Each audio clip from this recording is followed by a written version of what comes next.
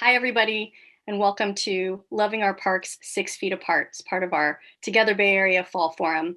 I'm really happy to have you all here and looking forward to introducing you to our panel of speakers. But first, we'd like to start with a land acknowledgement. I'm sitting here in Oakland in the Bay Area.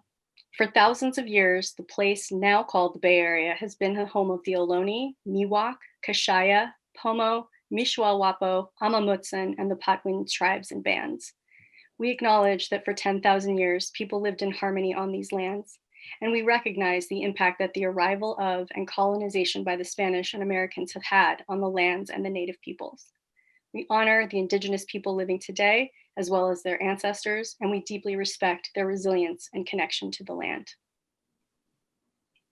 So today, for our Loving Our Parks 6 Feet Apart panel, we want to discuss the essential role of parks and public lands during COVID. We also want to talk about the impacts that park closures have had on communities that have been disproportionately impacted by both the pandemic and the economic downturn associated with the pandemic. We have an exciting list of speakers here to talk about these issues through the lens of data in particular. Some of our land managers, outdoor recreation business leaders, and others have been collecting data on park usage during shelter in place. This, for us, is a really critical story to tell during this time of deeply layered crises. We've been talking with our members at Together Bay Area since the shelter-in-place order came to be in mid-March. We've been listening to their stories, hearing about the incredible work that they're doing, and understanding where their challenges are and where the bright spots continue through these pandemic challenges. So I'm really pleased today to welcome Melissa HIPPARD of Santa Clara County Parks, Derek Neumann of Santa Clara Valley Open Space Authority, Lisa Baldinger from East Bay Regional Park District, MIRA from Brown Girls Surf, MARC BEREJKA from REI, and I'm SHELANA DESILVA, your moderator. Thank you for joining us. So first we'll start with Lisa Baldinger at the East Bay Regional Park District. Lisa, we'd love to hear about some of the data that you've been collecting about park usage during COVID. Thank you, Shelana. So I'm going to start a little bit before COVID. So at the East Bay Regional Park District, we started surveying our public in 1979, was our first survey. So as the East Bay population grew and we acquired more land, we wanted to know the public's thoughts, and we also wanted their vote if we were going to pass any sort of tax measure, bond, et cetera. And so we wanted to make sure we were using language the public understood and had a strong connection. And so going from 1976 to 2018, we passed a variety of bonds and taxes. And in 2018, myself as part of our government affairs team did the surveying for our Measure FF, which was an extension of a parcel tax in a subset of our district. And when we did this polling, it was done via landlines of high propensity voters. And we got an 85.6% passing vote on the end result of the measure. But that was actually a 6% higher percentage than our polling had predicted. And so 6% makes you really want to look at that information. And so with that, we dove into who we are surveying and how we are surveying. In 2019, we launched what we've been calling the Park and Public Interest Community Engagement Project. And what this project is diving into the different communication mediums and the means in which we engage. And so over 2019, throughout the year, it was about a 6 months survey where we did interceptive surveys in the parks. It was conducted in 4 languages, it was online, et cetera. And what we learned there was that we were getting the majority of responses were coming from cell phones. And so with that, going into 2020, we wanted to build off of the results and do a cell phone survey of our public that had a text, that had a landline element, that was in both English and Spanish. And so this was a project in 2020 when the pandemic came to light and we began our response. It became the key issue for the park district to keep parks open, to close parks. The safety of our staff was at the forefront of our interest. How do we keep our field staff safe, physically distanced, as well as keeping our public safe and ensure they have an enjoyable experience. And so with this community engagement project on the back burner, we realized that this was an opportunity to use what we've been learning about communications, surveying with our public, to partner with the consultant that we had determined would be who we were going to use for the scientific portion of this project, which was Lake Research Partners, and conduct our survey with an emphasis and an eye towards COVID recreation and usage of the parks. And so I'm going to share some of the feedback that we got from this survey, which was relative to challenges. So the challenge is keeping our park visitors and staff safe. And the survey resulted with a 99% response from our public that our staff was important. So 99% of the public is seeing the importance of our staff who are keeping these parks open and safe. We also want to know, at the start of the pandemic, when we made the decision to keep parks open, does the public agree with that decision? And the survey far and beyond showed that, with 92% of the public sharing that they believe keeping parks and trails open during the pandemic was at least important, if not very important. Additionally, we wanted to dive into sort of the benefits of these parks during this time. So when we think about our usage of parks, everyone sort of has their own personal relationship. And so where we really focused this and drew in is that we found that 96% of the respondents see parks as an opportunity for physical exercise during the pandemic. It's the place to get outside. And so they all agree that 96% agree that that's an incredibly important aspect of keeping parks open.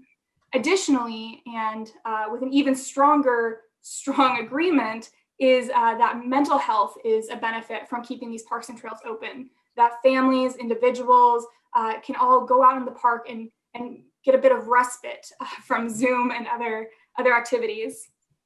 Thirdly, we all recognize with school starting up again, a place for our children to play, to learn, to grow. And so we asked about our e-naturalist programs and our open spaces and the benefit for children with schools closed. And 94% of our public found that parks were an important place because of these closures for places that normally children are able to go and socialize. And so parks are providing a means for exercise and getting out. And then lastly, and this is also a testament to Together Bay Area's your job analysis, is that we asked about parks, open space, and working lands relative to the local economy. And we found that 90% of respondents believe that the large construction projects, so you can think of a wetland restoration, a trail building, and in the jobs that are created, 90% of the public agree that parks and open space help to benefit the local economy. And so these were just some high levels. We got a lot of results. And with this new survey methodology, we got some of the most diverse survey demographics that we historically ever have. And so that gives us a lot of opportunity to dive into the crosstabs, to further understand, and to expand on all of these questions in future conversations. Excellent, Lisa. Thank you so much for sharing this survey project with us. And I'm hearing there's so much hard work that parks are undertaking now in the context of COVID and the economic downturn. The parks are actually serving in a diversity of roles, supporting communities through this incredibly challenging time. You talked about workforce development. You talked about essential services, access to mental health and physical well-being, and community connection. Can you share from your land managing agency perspective, what are some of the challenges in managing access that when there are so many community needs, frankly, to meet in this moment? Love to hear your thoughts on some particular challenges. And if there are bright spots that you can share, love to hear that too. Absolutely. So within the survey, we did ask questions on barriers to access for the parks. And this survey took place between July 27th and 30th of 2020. And so in the barriers, some of the notable feedback we got was not wanting to go alone, which though as a park agency with some more wilderness areas, we do encourage people to hike and recreate in pairs and groupings, but with physical distancing, with limited bubbles of who you can access with. A barrier of going to a park by yourself, and this was in the crosstabs we saw, was about doubled for women and about doubled again for women of color. And so not wanting to go alone to a park is definitely a barrier. Additionally, we asked about transportation, and far and beyond, a personal vehicle is the main means of accessing our parks, especially with limited or more hesitation to use public transit at this time. And so that's an additional barrier that we're seeing, that we're recognizing, and that we hope to find some appropriate solutions for. Excellent. Thank you, Lisa. I'm hearing in what you're sharing that some of the traditional barriers, if you will, to equitable access are further exacerbated by these COVID conditions. So Yes. something for all of us to be thinking really clearly about. Thank you, Lisa. So now I'd love to turn to you, Melissa, if I may. This is Melissa Hippard with Santa Clara County Parks. Welcome. Hi, Shelana. Thanks so much for having me. I'm very excited to be here to share some of our experiences during the pandemic. I wanted to start out by just providing a little context. Not everybody necessarily knows a lot about Santa Clara County Parks. So real briefly, I just want to set the scene that, we've been collecting a lot of data, and I'm going to talk a lot about that, but everyone should know that we have 28 parks over 52,000 acres and provide a huge range of recreational activities from boating and disc golf to archery and hiking. And in fact, the #1 activity in our parks is hiking. People do love to exercise and get closer to nature. We have been collecting data about people's opinions of our parks for about 10 years. And our 2018 user intercept survey, which was the last one we did, showed that 56% of the people visiting our parks do it for recreational reasons. 25% come to enjoy nature, and 19% enjoy social activities. And this last tidbit is really important to think about with an equity lens. The use of parks as a place to spend time with your family and friends has had a big impact on how we make decisions in the Parks Department here in Santa Clara County. We've been renovating our campsites, campgrounds, and our picnic areas to provide more appropriate amenities for people to enjoy in large groups. Specifically, I wanted to turn to this slide about the park visitation during COVID-19. It's been a very special year. We know that parks have long been a part of public health. It's been brought into stark relief, I think, this year. And we're fortunate that the public health protocols directed people to find, mental and well-being, mental health and well-being by going out into parks and open spaces. And Santa Clara County Parks is very proud to have been the one parks agency in the Bay Area that never closed a single park since March, when the shelter in place went into effect. And in addition, thinking about making sure that as many people as possible that wanted to spend time in our parks could, we eliminated our parking fees earlier this year to reduce a barrier. The year has been very interesting for us because our field staff, the rangers and maintenance, were experiencing extreme numbers of people coming into the parks after the shelter in place went into effect. And our traffic's data, which measures both cars in the parks as well as people on trails, showed an insane uptick. The feeling was that it was like summer in the parks during a shoulder season. Wow. And we normally would have held another user interview in the parks this year, but because of COVID, we weren't able to. So we did something a little different, and we were curious about who's using our parks and how many new users might be in the parks and who are they, by doing a park visitation survey on the web with EMC Research back in May. And if you look at the slide, you see that, in fact, based on user responses, we saw nearly 1 million people visit our parks between late March and mid-May. And of them, 25% were new users.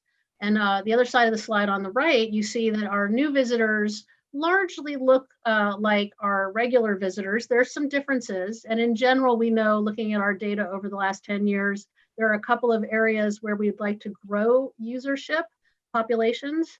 But I'm really pleased to see that not only did more people take advantage of the parks in general, but that so many different kinds of people here in Santa Clara County.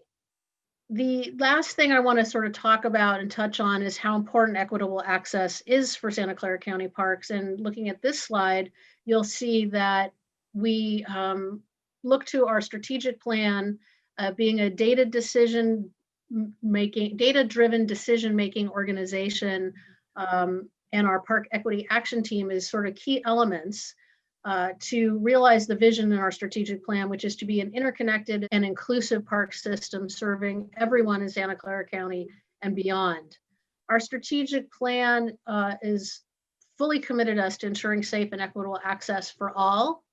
It's a work plan that really sets the context for how we not only remodel, if you will, our existing parks and amenities, but think about how we develop new parks and create more means for accessing our parks.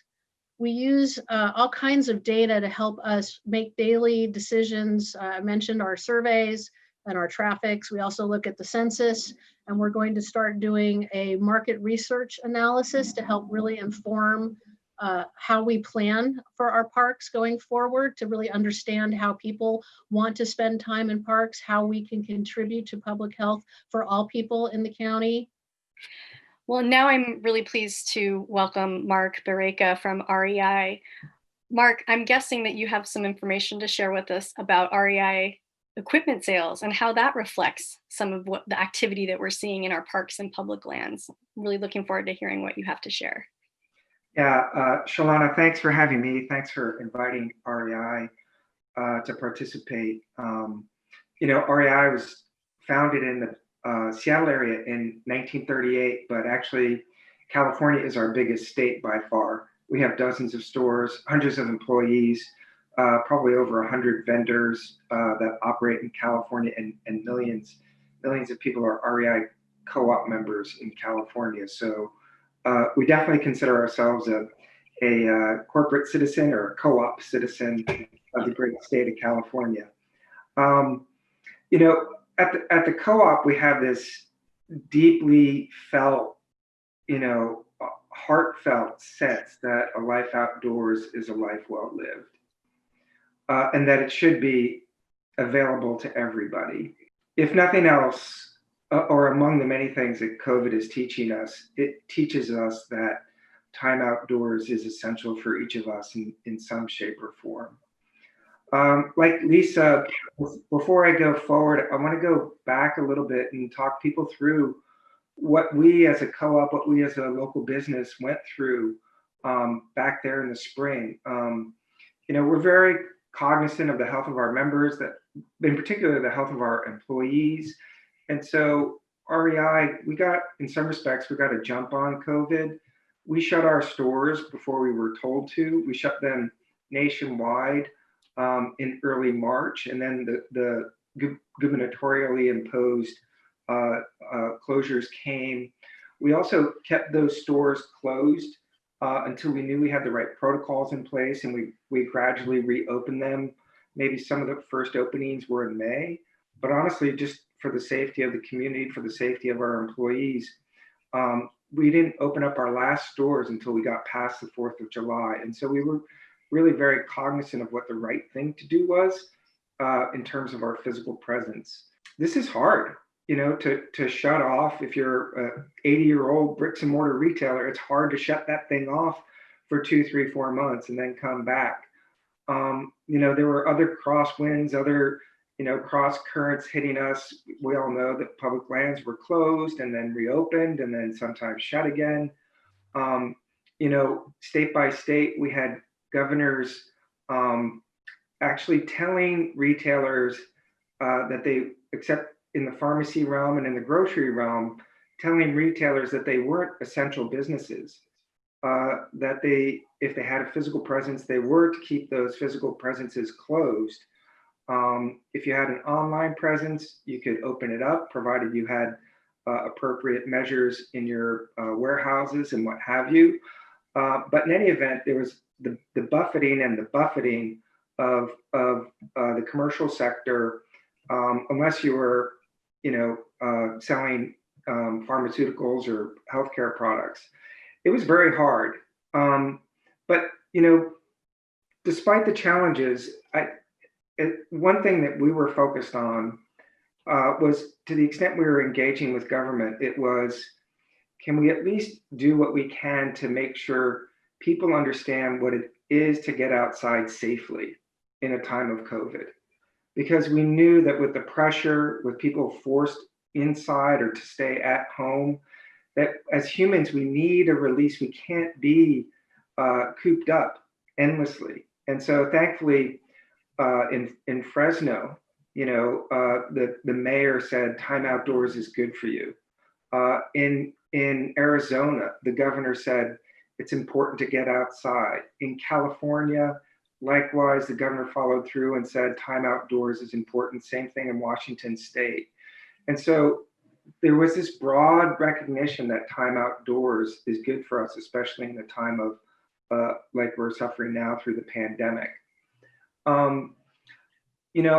When I think of where we are today, I don't have current data specifically for REI Co-op, but if you look at the slide, you can see some of the general trends that our trade associations have observed for us. And this is just confirming what perhaps we see when we go outside, that people are running, they're biking, they're hiking, they're bird watching, they're camping.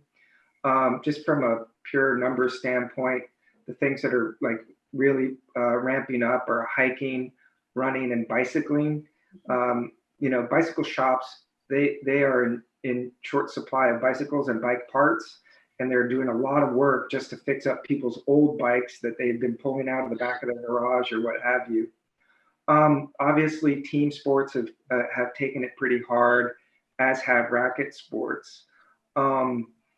It's also interesting to see, we could talk about the demographic diversity of people getting into the outdoors. It's also the diversity of what people just like to do when they find themselves questing time outdoors. The RV industry is just screaming, I'm told. People pulling their RVs off, the gravel of their side yard or what have you, refurbishing them, buying secondhand RVs, coming into REI and buying some new plastic plates because they've decided that they want to finally take that RV trip of their dreams. In any event, people are getting out now quite a bit. Staying with the macro perspective, this is a chart of U.S. Commerce Department data. It's a little bit old. It goes back to the middle of springtime, the latest data that's available. It is telling. This chart itself is a bit in the fine print. I won't try to read the whole thing, but for people who are watching, the items that go negative on this chart go negative in a big way. Appliances, clothing. People aren't buying that many clothes nowadays because they're spending so much time on Zoom. If you look at those items that are above the line and are growing, the big climb there is in non-store retailers. Think Amazon, think anything e-commerce.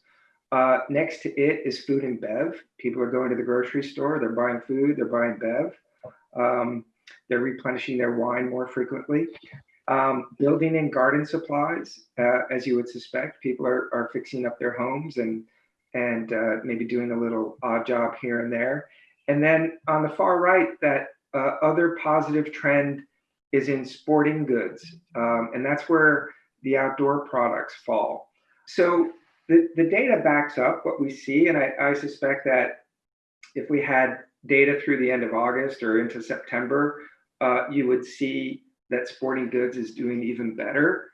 The one thing I call out though is for retailers in particular, bricks and mortar retailers like REI, this is a depiction of what we're selling.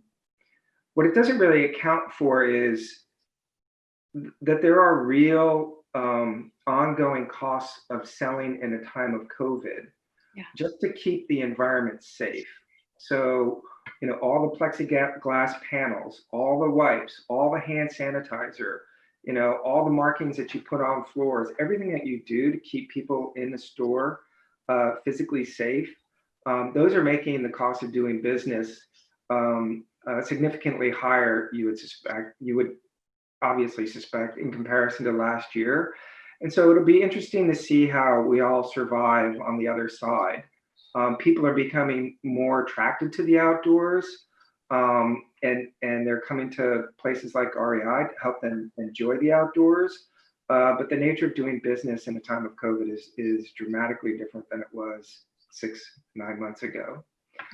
I'd close by calling attention to one thing that we at REI, others in industry, and many not-for-profits and government stakeholders, including many in the Bay Area, are driving at in order to maintain the momentum. And that is, we're trying to educate people on the basics of recreating responsibly.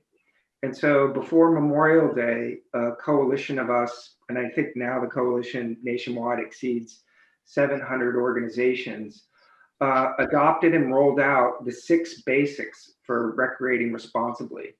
Know whether where you're going is open, and have a backup plan in case that place is crowded.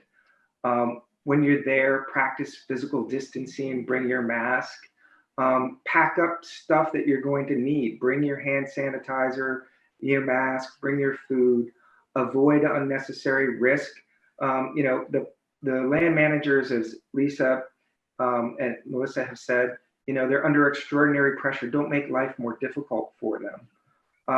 Think about staying local, or at least know that you'll be welcome when you go someplace, and then pack out your trash. So we have a huge coalition of folks who are trying to simplify time outdoors in a time of COVID. I would say that around the time this campaign launched, Memorial Day, we also tragically had the killing of George Floyd. And that has just woken up everybody in the country and woken up the outdoor community too. And so in the June timeframe, this coalition added a 7th principle, which we fully expect will be an enduring principle from COVID and beyond. And that is to make sure that we do everything we can possible to ensure that the outdoors is a welcoming place for everybody, that it is everyone in this country, irrespective of their identity, irrespective of their background, that get to enjoy these physical and mental health benefits, the solace of time outdoors. So it's been a challenging 6-7 months, as you might suspect. We're paddling through, and maybe on the other side, we will have improved ourselves and end up better than when we started. Love this message, Mark. Thank you so much for sharing this really unique perspective from a large outdoor rec retailer with a national perspective on how the pandemic is impacting people going outside and enjoying nature. Really appreciate your participation, Mark. And it's a perfect segue for us to talk with MIRA MANICKAM, the executive director of Brown Girls Surf, whose life mission is getting Black, brown, and other women and girls of color out into nature. Thank you so much for being here, MIRA. Really glad to have you. My pleasure. Thanks, Shelana. Yeah. Hoping you can share a little bit with us, MIRA, about what you're seeing through Brown Girls Surf in terms of access to the outdoors and how communities are being impacted. Yeah, thanks. Even before COVID, there are in our country a lot of structural issues around access to the outdoors.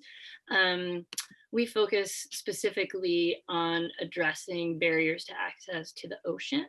And if we just think about, what are some types of barriers to coastal access, right? There's many: physical, logistical, financial, cultural. And I think one that I think is really important to talk about all the time is that simply communities of color are less likely, or people of color are less likely to be able to live at the coast, just based on economic inequity across race in our country. If you look at the cost of living at the coast, most people are priced out, and the folks who are able to afford coastal living are going to be disproportionately white folks. And in terms, and it's not just about the economics, it's also about the history of redlining and housing discrimination in our country. You can actually go up and down the California coast and find coastal communities where the housing covenants explicitly prohibit the sale of property to, there'll be a list of ethnicities. It's pretty upsetting stuff. So that's just part of the background starting point. And then we also have a history in this country of Black and brown bodies, but particularly Black bodies being policed in nature and in the outdoors, and quite frankly being unsafe in the outdoors. And so we had segregated beaches in California itself. And I think, you know, as Mark said, there's been a huge wake-up call in our country with a growing awareness of this. And I think what happened to Christian Cooper in Central Park was a big moment to raise awareness around this. But all of these things are background all the time, with or without COVID, right? And then and I think with the killing of George Floyd, finally, I hope our country is beginning to have a broader understanding of the impact of policing on Black and brown communities, and particularly on Black bodies. And I think, so if you think about all of that background, and then you think about COVID, right? So when COVID struck, we all knew we had to stay at home, right? And then slowly, as more information comes out, okay, it becomes clear that the health experts are saying it's okay to be outside. Outside is our best hope, right? And we look at who has access to beautiful outdoor spaces, but stay home, stay close to home. You know, that's the instructions we're getting. And so, who has beautiful outdoor spaces close to home? It's usually not communities of color. And so, and that's when things, you know, start to get really hard. And so Brown Girls Surf, what we, our mission is to create a more diverse, joyful, and environmentally reverent women's surf culture. And we do that through a variety of different strategies. One of them is by increasing access to the ocean and surfing, right? So we believe that the ocean belongs to everyone. And suddenly during COVID, we have these closures that first the beaches are closed to everyone. Then they're closed to everyone except those who, you know, in Marin can walk to them, in San Mateo County live within 5 miles, right? And if you're a surfer, if that's your source of exercise, mental health, etc., suddenly that's been cut off from you. And a lot, like if you talk to most surfers will say that they've figured out ways to get to the coast. And even, you know, I think most of us were staying home in March. We were pretty scared, but you know, by the time May came around, people were figuring out, you know, okay, what times can I go? Where can I go? But it felt terrible. And it felt terrible as a person of color from Oakland to drive to the beach and see signs on the highway that say if you've driven for more than 5 miles, turn around and go back home. And then, you know, places at like Pacifica, I remember going one day and my family, we always tried to go during weird, you know, off times during the week when it wasn't going to be crowded. And I remember a guy, an older white man in a white pickup truck circling the parking lot, telling people to go home. And I was like, wow. And then my husband said, oh yeah, that guy's here. I see him here all the time. Mm-hmm. And like, that's an annoying experience if you're a white person. And if you're a person of color, that could potentially have a lot more weight to it, that experience, and make it a lot more than just annoying and become frightening. In Bolinas, you know, there were people turning folks back on the road from Bolinas. And it's really ironic. I have a slide here that shows, you know, there are these signs when you enter Bolinas. I mean, Bolinas is known for its localism. When you enter Bolinas, you have a Black Lives Matter sign next to a "if you're not from here, don't come here" sign. And so the disconnect between those two things, like a lot of folks aren't seeing that, and we at Brown Girl Surf are trying to connect those dots, like between those two things, like essentially like Black bodies are not welcome here. That might not be the intention, but who gets to live in Bolinas, right? And who has to travel to Bolinas? So that's that backdrop of inequitable access, and all the structural reasons that communities of color are less likely to have access to beaches or feel safe on beaches, just completely exacerbated. And then now you have COVID, you have police presence on beaches, you have the recent murder of George Floyd. It's so much. And then I've layered on top of that, we also have in surfing, it's kind of been accepted that, oh, surfing, there's this thing in surfing called localism, and that's just what it is. You know, the folks who've been surfing the longest, they have, they kind of feel a sense of ownership to that spot, like they're from there. And, you know, a thing that I keep saying in all these talks, about this topic is like localism itself is extending these structural racial inequities, because who gets to be a local, right? So if it's just a given that in surfing people, the locals sort of have more priority, and it's okay if you're a local, to just make other people feel super unwelcome, it's really hard to become a surfer, right? It's really hard to go to a beach and get in the water, and that's the point. That's the point of localism. But I think we're beginning to see all the ways that it has real disproportionate consequences across race. It feels different depending on what the color of your skin, for all of these reasons that I've just mentioned. So yeah, we actually at Brown Girl Surf, we had to shut down all of our programming in the spring, and we for most of the summer, we began just trying very small programs. And in July, we had a community forum with our community online to learn about what people's experiences had been during COVID, and to get a sense of what folks' needs were. And so we heard a lot of, sort of what we had expected, that there was a lot of, people read the articles about getting turned back at Bolinas and were afraid to go. People heard about the signs on the highway and felt a little uncomfortable. Some folks, just said, okay, I feel good enough. I know I've been to this beach before. I'm going to go. I'm going to go at a time when I won't attract attention. But people talked about being afraid to make, small talk in the parking lot. That happens often when you're surfing. If you mention, oh, where are you from? Well, I'm from Oakland. Oh no, I just revealed my dark secret, right? That I thinking about those types of impacts. One woman said, her partner, who was white, felt more comfortable parking in the neighborhood in Half Moon Bay than she did. And that just those subtle differences in what we feel safe and entitled to do have all been playing out much more during COVID. So I think using that information, a big take-home lesson we learned is that, and it's sort of similar to, what has informed our program models in the past, is that the presence of community,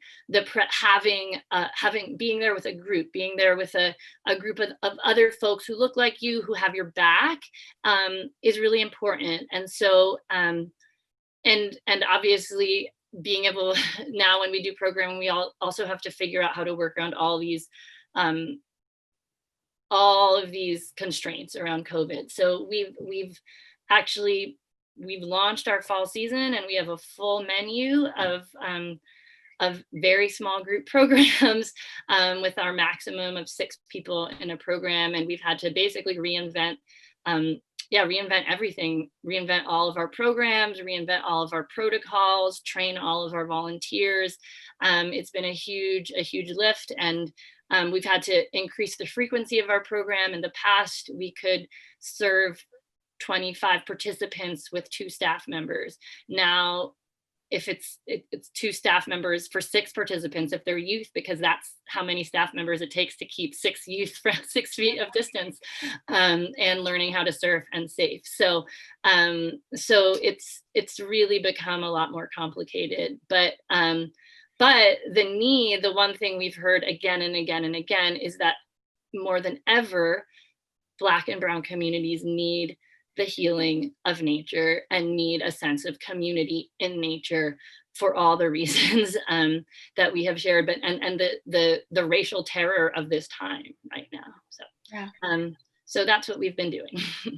Thank you so much, MIRA, for sharing your organization's perspective on this. There's so much critical information in what you just shared that's reflecting back both the crises of this time, but I really appreciate your focus on the systemic nature of these problems, that we didn't receive these problems when we received COVID-19 virus, that we've been living with these problems, and that many communities have been talking about these problems for a long time, in terms of inequitable access to nature, in terms of not feeling safe or welcome on the coast, in terms of needing community around you in order to explore and be adventurous and do new things. These aren't new stories. But there's certainly exacerbated conditions under COVID-19. And so I really appreciate that perspective that you're bringing, MIRA. And I think that organizations like Brown Girls Surf do something really critical through this time, which is documenting the stories of impact and telling those stories and connecting them to the systemic problems. And I'm also hearing in everything that each of you shared, a lot of creativity and resilience through incredible challenge, whether it's a large outdoor retailer or a public land managing agency or a small nonprofit. So Together Bay Area, hats off to all of you for that. I want to ask each of you a question, and I know, just timing wise, maybe we won't be able to hear from everybody, but I am hearing a through line through everything that you all have shared, which is that again, these problems aren't new, and that there's a lot of creativity, resource sharing, new partnerships, new approaches being undertaken to address these critical issues. If we want to solve inequitable access once and for all through COVID and beyond, what, from your perspective, is like the most important lever that we need to pull on? What is the driver for that change that you can start to see and grasp onto in your work? Wow, Shelana, that's a big question. It's the big hairy question, right? I would say, just speaking from my personal and professional experience, generally speaking, these issues are structural. And it really is going to require each and every one of us to be willing to have the way society is organized and operates change such that everyone benefits from that organization. And I think from the parks perspective specifically, and I think our department is struggling to do this, is to figure out what does that mean. It's like no longer coasting on kind of this is how a park operates and this is who we serve, but to like ask the hard questions, hear things that may be difficult to hear, and be open to doing things differently for reasons that previously may not have seemed relevant, but are incredibly important. So that's a couple of thoughts I have. Thank you, Melissa. Everything you all have shared has shown that we can do just that. We can do things differently and ask hard questions. You're doing it right now. Others on this, the key drivers? I would, as another land management agency, build off some of Melissa's comments, and thank you, MIRA, for sharing so many important and insightful elements. Is the listening, is the not only acknowledge and asking questions, but also just sitting quietly and recognizing that we don't know everything, that even though we are an 80-something-year-old agency at the East Bay Park District, we can still make changes. And so it's just acknowledging what needs to be done and actually hearing what's being said. I guess I'll add, yeah, I think that it's really important I think these things take money. And I think relationship building, I think these conversations, this listening, this question asking is really important. And we need to begin leaving our areas of work and going to like actually, I mean, I know it's hard in the time of COVID, everything's virtual, but you know, as much as we can think of like physically moving ourselves to learn and to make relationships with folks who we haven't been speaking with. And it's not enough to say, oh, I'm inviting them to come to my space and join my conversation and join my conference, but they don't show up year after year. But where are you at their conferences and their conversations? So I think there needs to be a real shift where the folks who are holding the resources and managing the lands are making a large effort to connect with the community leaders in the communities that are not being equally served. And that is a big effort that requires a lot of work, a lot of relationship building, and must be very proactive. And I'm very heartened by the conversations we're having and the openness of folks to begin building those relationships and shifting those power structures. Me too. Thank you, Mira. Mark, please. Yeah, my comment would be very similar to Mira's in that I think we can find and we need to find the creativity and the energy to do this partnership building, this extended community building like we've never done before. So, you know, I look at the success of Recreate Responsibly. It's been really phenomenally successful. You know, to have 700 organizations from around the country come together in the span of just over 3 months is, with no budget, to build a coalition is really phenomenal. But, you know, Mira's comments pointed out how in response to COVID, you know, a lot of the reaction was to put down these blunt instruments like 5-mile markers and to not necessarily think about the implications of that. And I think only through more robust partnering are we going to become both better allies collectively, but also more sophisticated, so that, you know, should there be circumstances similar down the road, the answer isn't the blunt instrument with its, you know, negative consequence, but is actually more embracing of the spirit that we all share. Thank you, Mark. Critical point. I think we've got this amazing data that we can point to and anecdotal stories that we can point to, and let's use that to connect to each other, inform each other, and start to make some of those big asks of our elected leaders and other decision makers so we can start to solve these problems for real. Many thanks, everybody. Thank you. I'm really happy to introduce Derek Neumann, Field Operations Manager at the Santa Clara Valley Open Space Authority. Derek, thank you so much for being here with us today. So I understand that the authority has been collecting some data on visitation to your preserves and open space during shelter in place, and that this data is reflecting some really interesting information about how open space and preserves are being used today during the COVID-19 pandemic. I'd love to hear a little bit about what you're seeing. Yeah, so a lot of what we're seeing here, we ended up putting in the protocols and practices, and on this first slide, a lot of it had to do initially with like the signage. When the pandemic first hit, we had a meeting from our field staff and really tried to discuss and go through what it was looking like and hearing everyone's fears and concerns about trying to keep the preserves open during this time, knowing that keeping the preserves open was one of those things that could be considered normal still for people when everything was really becoming a scary environment out there. This was back in the beginnings of March. And the one thing that came out of that meeting was our staff was really interested in promoting the value of open space and keeping the preserves open. And we were really going to try and do everything that we could to keep the preserves open.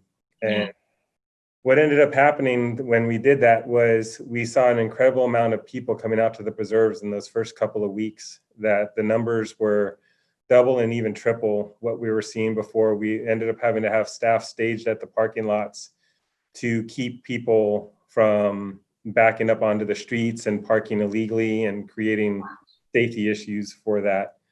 And one thing that we really noticed too is that there was a transition within those first 4 weeks of people that were coming out to the properties Generally, we would have people that would come out for hiking and biking and equestrian use.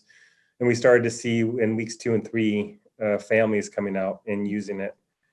And so having this staff preserved placed at the preserves, at the entrance station, welcoming people in, clear signage of what we were asking during this time out there, using multicultural language signs to really engage with people that we couldn't speak with naturally.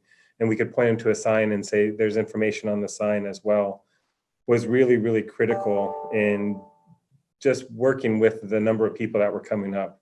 Yeah. And we ended up having to turn away a lot of people because they didn't want to wait for the preserves. There were a lot of other parks and preserves that were on the cusp of closing during that time as well. Yeah. I'm hearing in what you're sharing that part of the authorities' motivation was to try to retain, you use the word normalcy, to Yes. retain some normalcy for our communities in the midst of this pandemic crisis. And, we hear the word unprecedented kicked around a lot lately these days. And what I'm understanding is that the authority was hoping to keep some of the precedented life that we're used to available for people. So, as a coalition interested in lands and people in the Bay Area, I mean, hats off to the authority for doing that work in the midst of a lot of chaos. Yeah, keeping that normalcy, like you said, that precedent that was already there was critical when we first had that meeting the day after the shelter in place was announced and the first day that the shelter in place was in order. Yeah. And just knowing that there was going to be, that was one of the few things that people could do, was go outside and recreate and be able to feel like at least they had something that was more normal. Right. And I know you've got more data to share with us. So please continue to tell us a little bit the story that is around March, April, May, those first early months of shelter in place as you're describing. Yeah, so it was a learning curve for all of us during that time. And the signage started it. It was really critical for us to have the signage that was out there and just adapting to it too, seeing what resonated with people, what didn't. There's interactions right at the beginning of the staging areas, having those, welcoming people to the preserve, saying, hey, we are open and these are the rules to help keep us open. It was right around that time in the first month where, recreate and keep 6 feet apart was being instituted in there. There were a lot of other places that were closing down at that time because there were a lot of concerns about the transmission spread. Some of the other things that we adapted early on, again, not knowing how the virus was transmitted. We removed the cattle from certain pastures so that way we could keep the gates open. People weren't having to touch the gates, to open gates to go in between pastures. Where we couldn't remove the cattle, we put in walk-through styles where people didn't necessarily have to touch anything to get through them. So we really tried to adapt what our policies or practices were, because we didn't know how the transmission was happening. Right. Yeah, those adaptive practices on the fly with, in some cases, some competing information, or maybe, information that's coming forth from the state level, from the county level. In other words, a lot to interpret. And then you think about how that touches down on management of access and stewardship of your open space and preserves. There's a lot of complexity in there. I heard too that one of the essential services, and we've heard this from other panelists today, one of the essential services that our preserves and open space and the authority is providing in this moment is public education about the virus, how it's transmitted, how you can stay safe while you're enjoying the outdoors. And can you share a little bit more about how those educational protocols came together and how your staff were involved in developing some of those? Yeah, so early on, again, going back to that first month in March and April, there was a lot of different information that was coming out, and each one of my staff would, look at things. They would read things that were on the news and or on the online.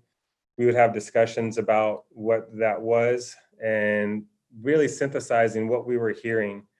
And not only here in the United States, but also even before that, when the shelter in place first came on, looking outside of the country too at what the other countries were going through and trying to basically stay ahead of the curve and institute practices that were like, okay, this is what they're doing over there. This is what we're seeing. and then being able to then take that and then disseminate that into our public and even our staff. And some of the stuff that we did with our staff, we decentralized our staff from the main office. We sent home some staff that could with vehicles, one staff per vehicle. But that way we were isolating not only our staff from potential exposure, but also the public too, and trying to really reduce the ability for the virus to transmit, even within our department as well. So really looking at what was happening and then using that and then making signs up, and what the slide show that will show some of the signs that these were the later versions of it. But even in the beginning, we were laminating a bunch of different signs, and as we figured out more information, we would make a different sign. As the Center for Disease Control came up with new guidance, we would take that and make a new sign out of that information as well.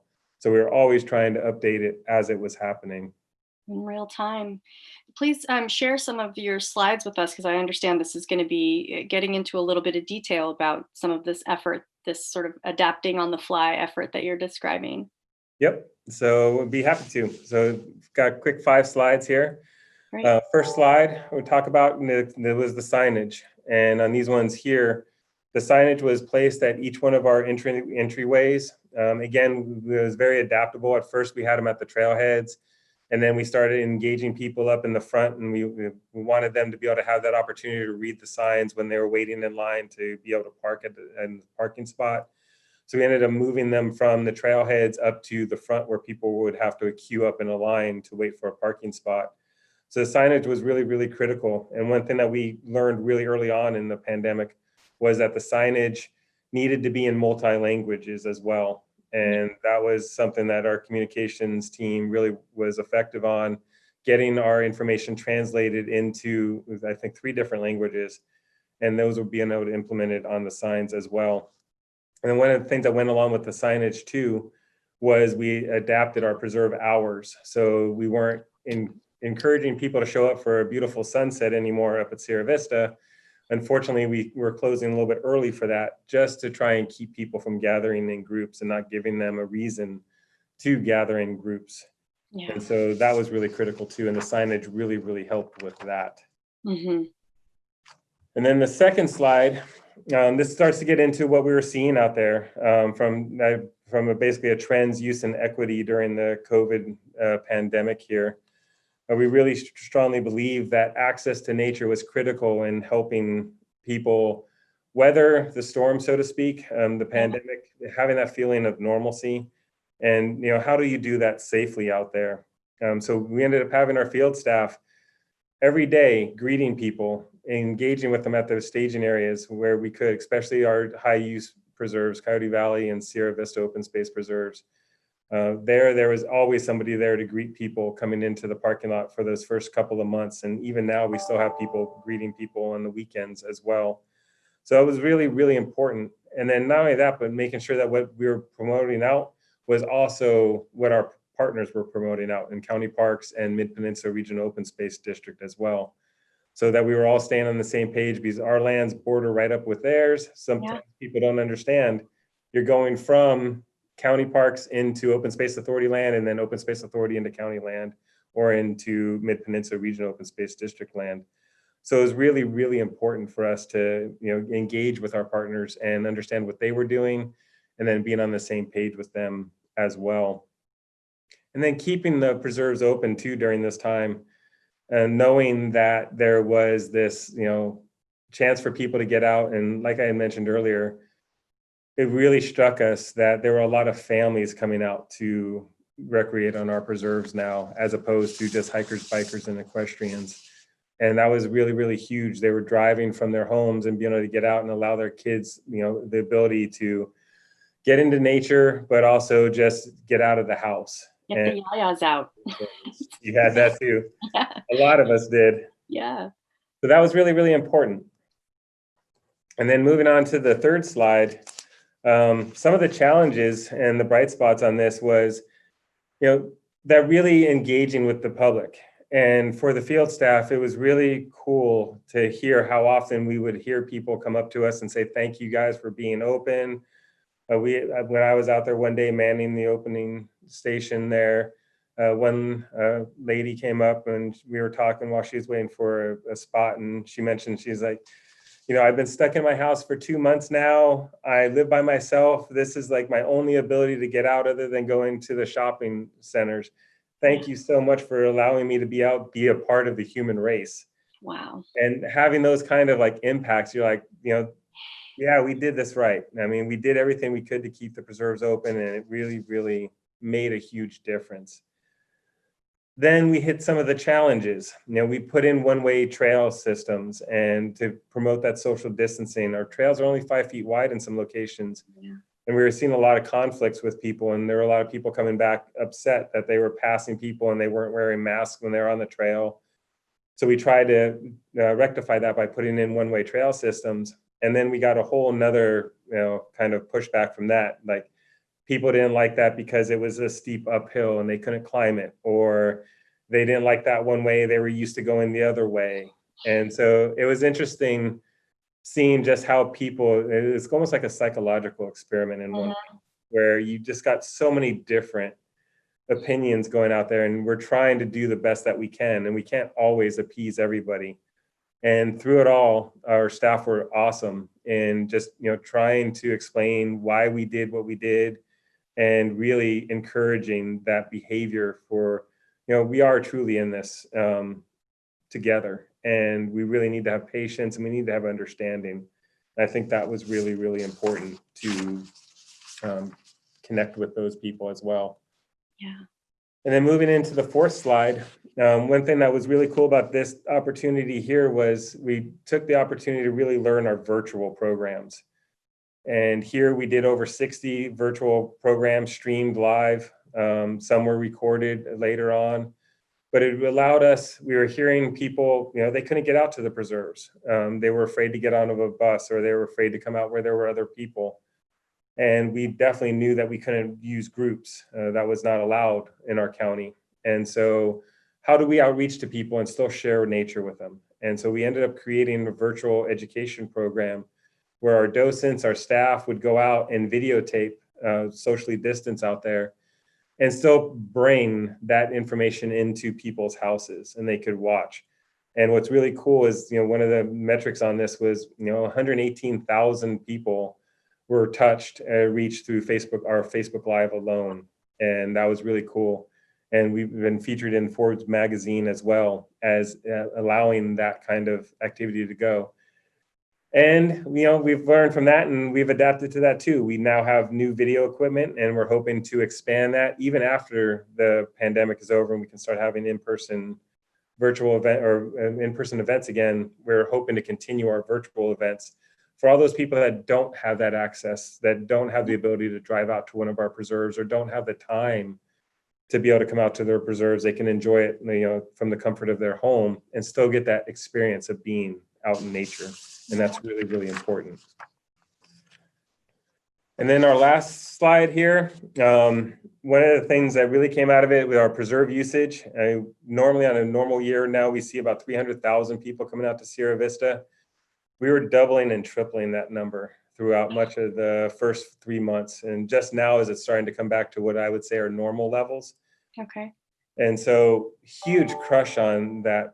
And with that was that really solid messaging of, you know, be courteous out there, you know, understand that, you know, people are coming from different aspects and they might not be as comfortable as you are. So be patient with them when you're passing them, give them space. You know, for bikes, you know, yell out a little bit sooner rather than getting up on top of somebody. Slow down when you're passing them. That was really important.